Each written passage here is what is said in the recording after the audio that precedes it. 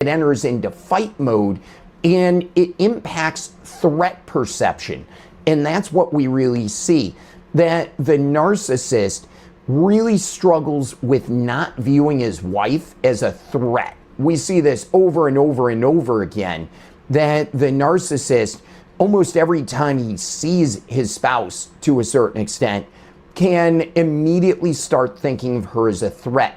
And he needs to get out of this mindset, first and foremost by being aware of it and saying, hey, how can I focus on her as not being a threat? But especially in a trigger situation, his brain is going to instinctively enter fight mode. He's going to need to pause and self-soothe if he's going to get out of fight mode, right? So he's triggered, he enters hyperarousal fight mode. We want him to pause, to self-soothe, and enter the ventral vagal socially connected state, the better state of the mind.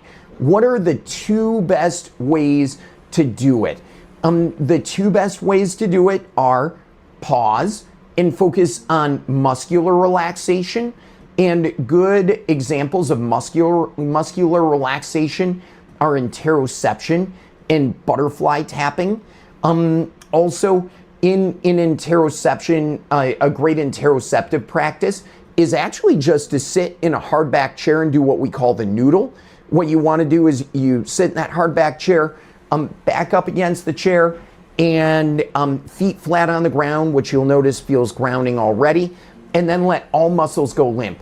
Let them go limp for 30 seconds or more. What we've found is that where muscles are relaxed for 30 seconds or more, it's impossible for the brain to stay in a state of hyperarousal. So it's a great way to get out of fight mode.